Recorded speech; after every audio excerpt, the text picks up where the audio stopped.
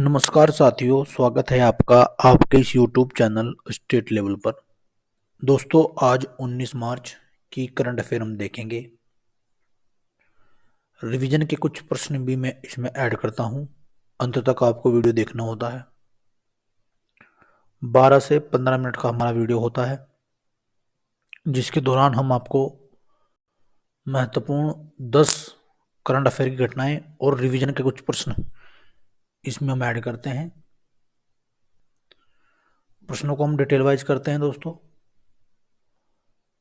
तो आइए शुरुआत करते हैं आज की करंट अफेयर की, और उससे पहले देख लेते हैं आज का क्या हमारा थॉट ऑफ द डे रहेगा, अर्थात सकारात्मक विचार जो कि आपको ऊर्जावान बनाए रखेगा। तो चलिए देखते हैं। बिना किसी अफसोस के अपने अतीत का सामना करो, पूरे आत्मविश्वास के साथ अपने वर्तमान को संभालो। जी हाँ दोस्तों, अब होता क्या है, इससे मेरा तात्पर्य सिर्फ इतना है।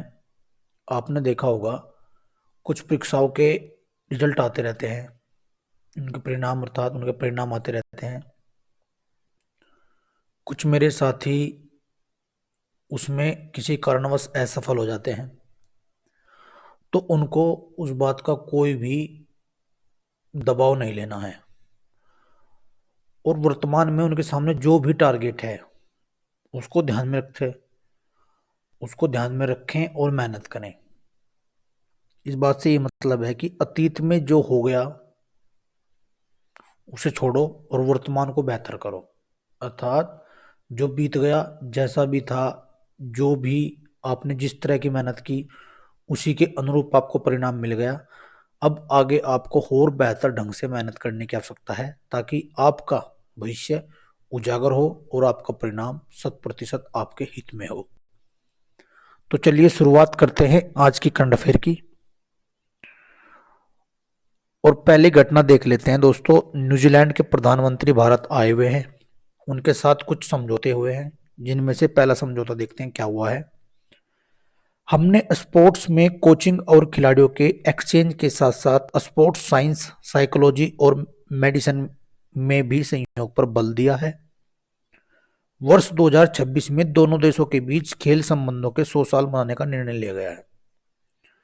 अभी न्यूजीलैंड के प्रधानमंत्री और भारत के प्रधानमंत्री के बीच मुलाकात हुई, और उन्होंने कहा है कि वर्ष 2026 में दोनों देशों के बीच खेल संबंधों के 100 साल मनाने का निर्णय लिया जाएगा।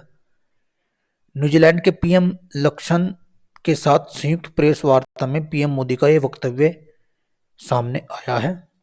तो हाल ही में वे आए हुए हैं, और उन्होंने कहा है कि वर्ष 2026 में दोनों देशों के बीच खेल संबंधों के 100 साल मनाने का निर्णय लिया गया है। तो 2026 को लगभग 100 साल इनके पूरे हो जाएंगे, तो ये निर्णय लिया गया है। न्यूजीलैंड के प्रधानमंत्री और भारत के प्रधानमंत्री दोनों ने संयुक्त रूप से मिलकर यह निर्णय लिया है। चलिए, ये है न्यूजीलैंड के प्रधानमंत्री, और ये अभी भारत आए हुए हैं। अगली घटना देखते हैं दोस्तों। दूरसंचार विभाग ने 5G इनोवेशन हैथकॉन 2025 की घोषणा की। आइए जानते हैं ये हैथकॉन क्या है, इसके बारे में जान लेते हैं। दूरसंचार विभाग ने 5G इनोवेशन हैकथॉन 2025 की घोषणा की है, जिसका उद्देश्य सामाजिक और औद्योगिक चुनौतियों का समाधान करने के लिए अभिनव 5G संचालित तकनीकी के विकास में तेजी लाना है। यह पहल छात्रों, स्टार्टअप और पेशेवरों को 100 से अधिक 5G यूज केस लैब्स के फंडिंग और पहुंच में मदद करेगा, जिससे प्रतिभागियों को दूरदर्शी विचारों को स्केलेबल तकनीकों में बदलने में मदद मिलेगी। विजेताओं को पुरस्कार भी दिए जाएंगे, जिसमें प्रथम स्थान के लिए 5 लाख रुपए, दूसरे स्थान के लिए 3 लाख रुपए और तीसरे स्थान के लिए 1.5 लाख रुपए शामिल हैं। इसके अलावा सर्वश्रेष्ठ आइडिया और सबसे नवीन प्रोटोटाइप को 5,000 रुपए की धनराशि भी मिलेगी। तो ये हाल ही में शुरू किया गया है, ये बात आपको याद रख लेनी है। आइए अगली घटना देखते हैं। कोलकाता हाईकोर्ट के जस्टिस जोए माल्या बागची ने सुप्रीम कोर्ट के जज के रूप में शपथ ली है। ये कलकत्ता हाईकोर्ट के जस्टिस थे जोए माल्या बागची। इन्होंने हाल ही में सुप्रीम कोर्ट के जज के रूप में शपथ ली है। आइए जान लेते हैं। भारत के मुख्य न्यायाधीश संजीव खन्ना ने कलकत्ता उच्च न्यायालय के न्यायाधीश न्यायमूर्ति जॉय माल्या बागची को सर्वोच्च न्यायालय के न्यायाधीश के रूप में शपथ दिलाई। शपथ समारोह शपथ ग्रहण समारोह अन्य न्यायाधीशों की उपस्थिति में सर्वोच्च न्यायालय परिसर में हुआ। न्यायमूर्ति बागची की नियुक्ति के साथ साथ सर्वोच्च न्यायालय में अब 33 न्यायाधीश हो गए हैं। तो जो हमारे मुख्य न्यायाधीश हैं संजीव खन्ना, उन्होंने इनको शपथ दिलाई है। चलिए अगली घटना देखते हैं। ईरान, रूस और चीन ने ओमान की खाड़ी में संयुक्त नौसैनिक अभ्यास समुद्री सुरक्षा बेल्ट 2025 का आयोजन किया। अब इसमें कौन कौन से देश शामिल हैं, ये बात हमारे लिए महत्वपूर्ण जाती है। ईरान, रूस, चीन, समुद्री सुरक्षा बेल्ट इसका नाम है। ईरान, रूस और चीन ने ओमान की खाड़ी में ये संयुक्त रूप से नौसैनिक अभ्यास समुद्री सुरक्षा बेल्ट का आयोजन किया। देखते हैं। मार्च 2025 में ईरान, रूस और चीन ने होर्मुज जलडमरू मध्य के पास ओमान की खाड़ी में 7वें समुद्री सुरक्षा बेल्ट संयुक्त नौसैनिक अभ्यास की शुरुआत की। यह इस तरह के अभ्यासों का लगातार 5वां वर्ष है, जिसका उद्देश्य भाग लेने वाले देशों के बीच समुद्री सुरक्षा और सैन्य सहयोग को बढ़ाना है। यह अभ्यास क्षेत्र में बढ़ते तनाव के बीच हो रहा है, खासकर ईरान के बढ़ते परमाणु कार्यक्रम और यमन के हौती विद्रोह द्वारा वाणिज्यिक जहाजों को निशाना बनाने की धमकियों का ये हुआ है। तो आपको याद रखनी है, इसमें ईरान, रूस और चीन ने भाग लिया है। होर्मुज डमरू मध्य के ओमान की खाड़ी के पास हुआ है। चलिए अगली घटना देखते हैं। पूर्व केंद्रीय मंत्री देवेंद्र प्रधान जी का निधन। तो आइए देखते हैं। प्रधानमंत्री नरेंद्र मोदी ने सोमवार को पूर्व केंद्रीय मंत्री डॉक्टर देवेंद्र प्रधान को श्रद्धांजलि अर्पित की। वे केंद्रीय शिक्षा मंत्री धर्मेंद्र प्रधान के पिता थे, जिनका 84 वर्ष की आयु में दिल्ली में निधन हो गया। डॉक्टर देवेंद्र प्रधान 3 बार ओडिशा भाजपा अध्यक्ष भी रहे, 1988 से 90, 90 से 93, 95 से 97। उन्होंने केंद्रीय सड़क परिवहन राज्य मंत्री और कृषि राज्य मंत्री के रूप में भी अपनी सेवाएं दी। तो ये हमारे जो शिक्षा मंत्री धर्मेंद्र प्रधान उनके पिताजी थे और हाल ही में इनका निधन हो गया है 84 वर्ष की आयु में दिल्ली में। चलिए अगली घटना देख लेते हैं। घटना है तेलंगाना की।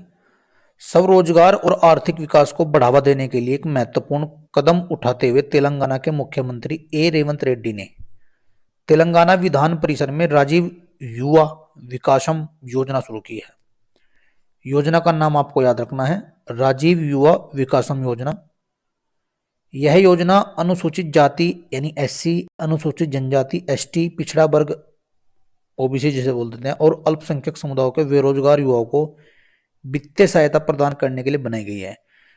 6,000 करोड़ रुपए के पर्याप्त बजट आवंटन के साथ सरकार का लक्ष्य राज्य भर में 5 लाख युवाओं के लिए स्वरोजगार के अवसर पैदा करना है। तो ये योजना हाल ही में तेलंगाना में शुरू हुई है, इस बात से आपको ये जानकारी मिलती है।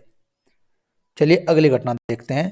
Human corona virus HKU1। जी हाँ, कोलकाता में हाल ही में मानव कोरोना वायरस HKU1 का मामला सामने आया है, जिससे लोगों में चिंता बढ़ गई है। हालांकि चिकित्सा विशेषज्ञ स्पष्ट करते हैं कि HKU1 कोई नया वायरस नहीं है। इसकी पहली बार पहचान 2005 में हुई थी और यह आमतौर पर हल्की श्वसन संबंधी बीमारियों से जुड़ा होता है। कोविड-19 के विपरीत यह वायरस महामारी का खतरा पैदा नहीं करता और कोलकाता में मरीज की हालत फिलहाल स्थिर है। यह वायरस अन्य कोरोना वायरस की तरह फैलता है, मुख्य रूप से श्वसन बूंदों की सतह को संपर्क में माध्यम से। हालांकि यह आमतौर पर खुद को सीमित करता है, लेकिन कमजोर व्यक्ति जैसे बुजुर्ग, बच्चे, गर्भवती महिलाएं और कमजोर प्रतिरक्षा प्रणाली वाले लोगों को सावधानी फिर भी इसमें बरतनी चाहिए। चलिए अगली घटना देख लेते हैं। ये एक प्रतिमा आपको दिख रही है, ये छत्रपति शिवाजी महाराज की प्रतिमा है।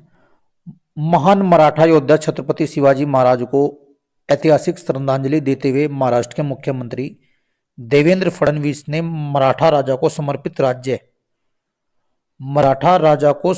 राज्य के पहले मंदिर का उद्घाटन किया। उद्घाटन शिवाजी महाराज की जयंती के अवसर पर ठाणे के भिवंडी में हुआ। यह मंदिर उनकी वीरता, अस्थायी विरासत का प्रतीक है, जो भक्तों को भारत के इतिहास में उनके योगदान का सम्मान करने के लिए एक पवित्र स्थान प्रदान करता है। ये बात आपको ध्यान रखनी है। तो हाल ही में मंदिर का उद्घाटन देवेंद्र फडणवीस ने किया है। छत्रपति शिवाजी के मंदिर का। अगली घटना देखते हैं। लचित बरफुकन पुलिस एकेडमी, जी हाँ, ये चर्चा में है। केंद्रीय गृह मंत्री और सहकारिता मंत्री श्री अमित शाह ने 15 मार्च 2025 को असम के डेर गांव में लचित बरफुकन पुलिस अकादमी का उद्घाटन किया। इस महत्वपूर्ण कदम का उद्देश्य पूर्वोत्तर क्षेत्र में पुलिस व्यवस्था को मजबूत करना, अकादमी को एक प्रमुख संस्थान के रूप में स्थापित करना। महान अहोम जनरल लचित बरफुकन के नाम पर बनी यह अकादमी आधुनिक सुविधा के साथ साथ पुलिस कर्मियों को प्रशिक्षित करेगी। कार्यक्रम के दौरान असम के सीएम डॉक्टर हेमंत बिस्वा शर्मा और केंद्रीय मंत्री सर्बानंद सोनोवाल भी मौजूद थे। तो यह आपको याद रखना है, असम में यह पुलिस अकादमी बनाई गई है। हाल ही में प्रसिद्ध उड़िया साकित रमाकांत रथ का निधन हो गया है। ये एक प्रसिद्ध कवि भी कहे जाते हैं। तो इनका जन्म दिसंबर 1934 कड़क में हुआ था। इनको काफी पुरस्कार मिले हैं, जैसे सरला पुरस्कार, साहित्य अकादमी पुरस्कार, विश्व पुरस्कार, सरस्वती सम्मान, कबीर सम्मान। 2006 में भारत सरकार द्वारा साहित्य एवं शिक्षा के क्षेत्र में पद्म भूषण से भी सम्मानित किया गया है इन्हें।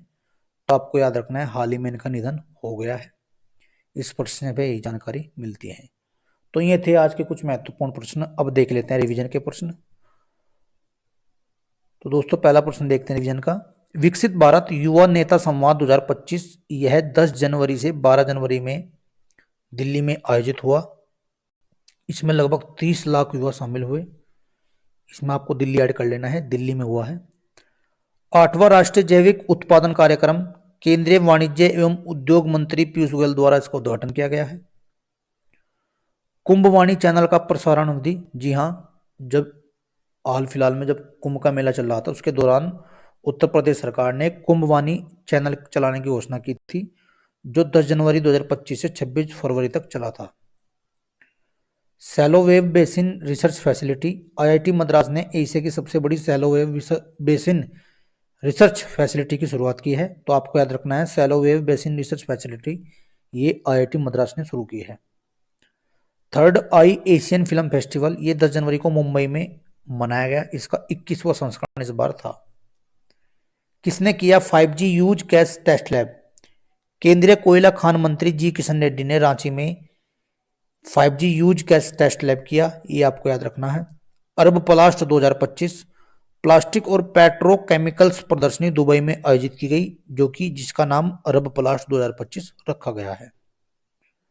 फ्लेमिंगो महोत्सव 18 से 20 जनवरी में आंध्र प्रदेश में इस साल मनाया जाएगा, बल्कि मनाया गया जनवरी में।